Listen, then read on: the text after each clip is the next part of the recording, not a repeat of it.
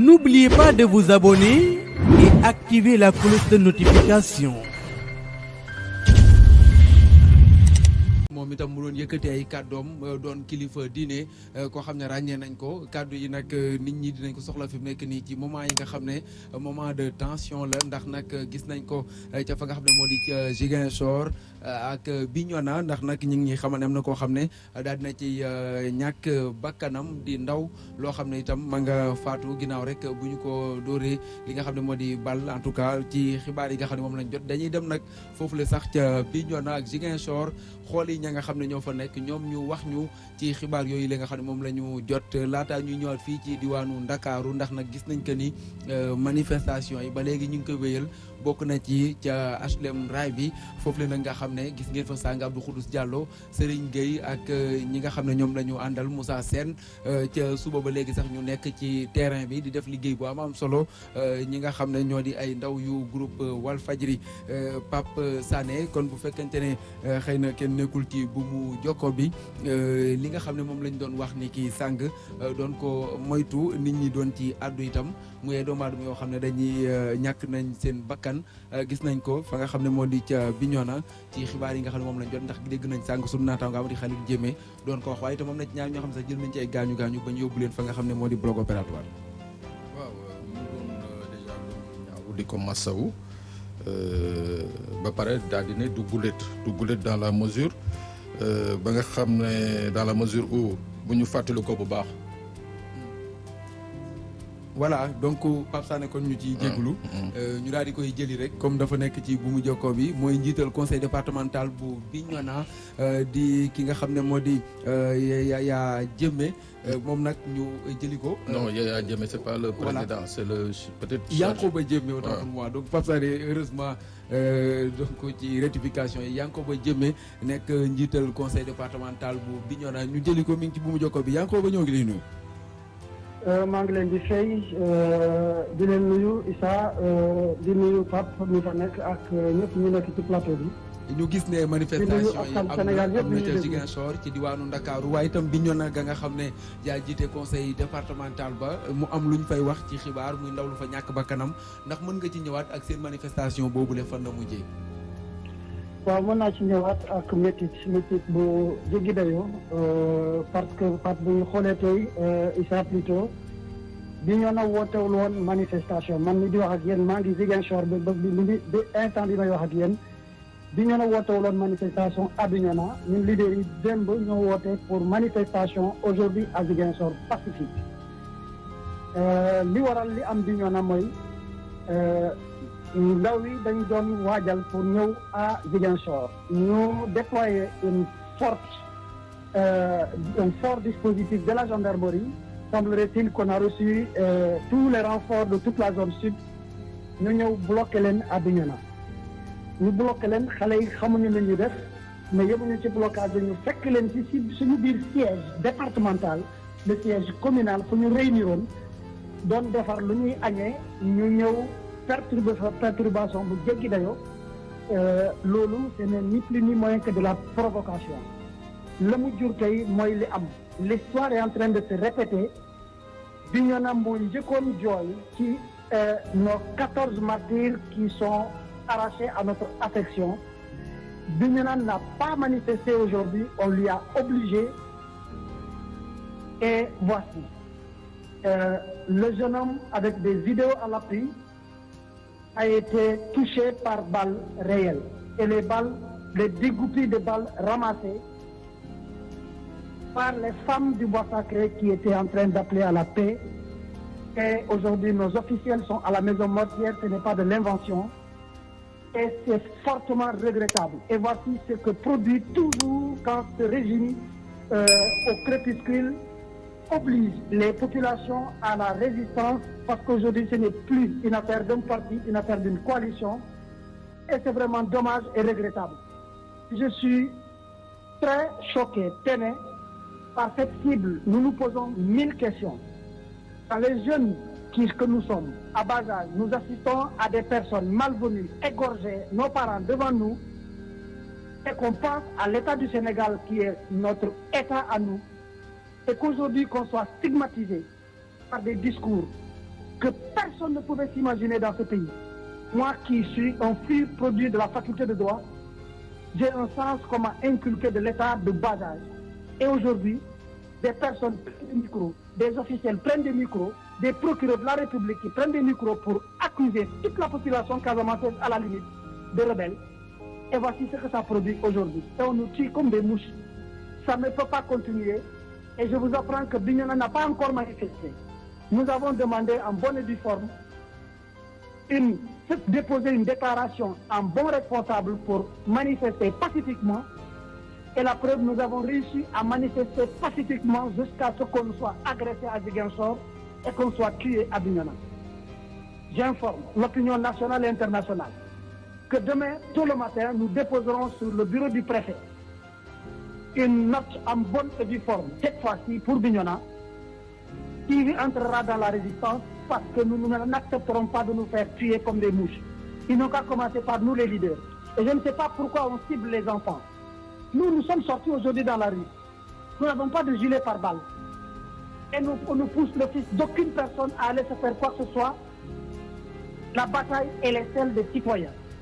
Nous nous engageons pour la République et nous connaissons que le Sénégal, personne n'arrivera à diviser le Sénégal, même pas Macky Sall. Et c'est triste ce qui est en train de se passer à Bignona. C'est inacceptable. Nous invitons toutes les autorités religieuses à se lever pendant qu'il est temps, parce que nous, on a mémoire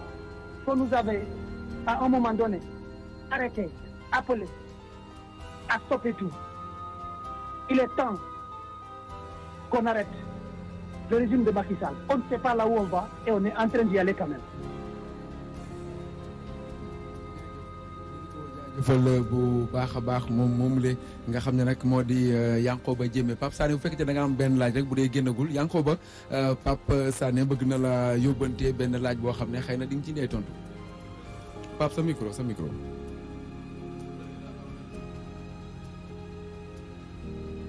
allo Yankoba Diémé nekk njiital conseil départemental bu Bignona dafa mel ni nag génn na ci bu mu jokkoo mi Pape Sané dégg nga noonu kàddu yu mu yëkkati ndax nee na du ñu nangu benn yoon ñu di leen rey ni ay weñ donc résistance la ñu nar a daal di woote te ni ki ëllëg dinañu dem sax ca ka nga xam ne moo di préfet ba ndax ñoom seen i ndaw lañ bëggoon rek mooy fexe ba dem fa nga xam ne moo di Ziguinchor ak manifestation bi nga xam ne moom lañ fa waroon amal te itam Bignona bokkati ci ñi nga xam ne seen i doom daal di ñàkk seen bakkan kon Yankoba. Oui. Voilà Pape Sané moo la bëggoon a jox benn laaj Pape kon na ca mën nga dem ak waaw président ñu ngi lay nuyu. ñu ngi lay fay Pape. gannaaw biñ la jaale donc jaale njabootu kii génn àddina yow ngay jiite président conseil départemental nekk en même temps coordonnateur départemental bu PASTEF tey jii da ngeen ne woon y avait pas de manifestation prévue à Bignona moo taxoon ngeen yóbbu ko à Ziguinchor mais xalaatoo tey jii après incident yi am xalaatoo ni que manifester à Bignona dans ces conditions là xalaatoo ni mu mun a jur effet contraire bi nga xam ne yéen moom ngeen doon ut. dafay am fu muy toll la ñuy njëkk a xalaat mooy xeex pour des générations à venir dëkk dafay am fu muy toll la ñuy xalaat mooy l'avenir des enfants et l'avenir des enfants ne se trouve pas dans des combines dans des parenthèses malheureuses et courtes. Aujourd'hui lii raam nii suñ ko stoppéwul mbaa ñu def loo xam ne dafa cëkk fa ñu jëm ñu xam nañ ko ñu amal affaire fu mu bëgg yóbbu Sénégal ñun xam nañ. Nous sommes tous de hauts cadres qui travaillons dans des institutions internationales. Information néew ñu danañ xëccoo information état mais Macky Sall fépp fu mu def fu mu dugg France ak bu mu fa jógee ñun yëg nañ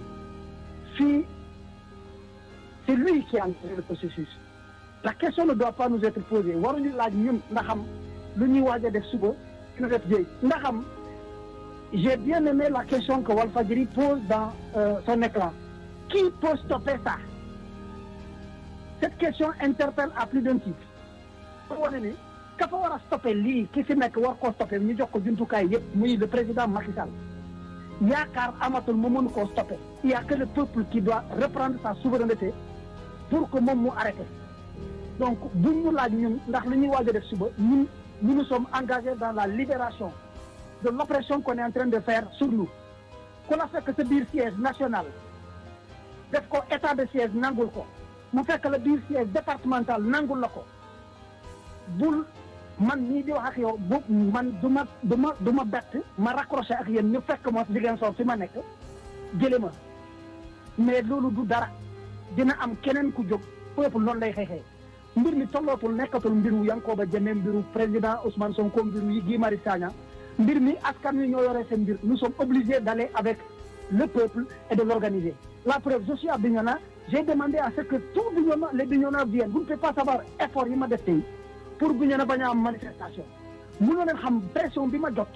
ci militants yi pour ñu bañ a am manifestation ma convaincre leen ñu jël seen xaalis fay ma leen ko pour ñu jógee foofu ñëw fay nañ chauffeur yi ñuy waaj a ñëw génn ñu bloqué leen foofu añuñu ceeb ñu doon togg yëpp dañ ko rajaxe ñooñu ñu tasaaroo vous croyez qu'ils vont être comment ça c'est pas le maintien de l'ordre c'est pas la prévention c'est de l'agression prendre des balles réelles pointer ko avec vidéo à l'appui di rëbb mel ni ay kaña di décocher pour tirer c'est acceptable et on nous demande ce qu'on doit faire demain soit on fait le chaos on organise pour que les gens ne soient pas dans le chaos et c'est ce qu'on veut à travers une marche que nous voulons organiser ou bien en tant que leader on ne s'assume pas les gens sortent dans tous les sens et ils continuent à tirer dans tous les sens ou dans le sens des citoyens parce que xam nañ ñi tirer nii c'est des comme des élites parce que lu mel nii amoon na te dafa commencé ni mu ko commencé woon lay doogaat fu mu ne nii dañoo ñaan ñu bàyyi ñooñu xale yi ñu tirer ci leaders yi tous les maires de Bignona je les appelle demain à Bignona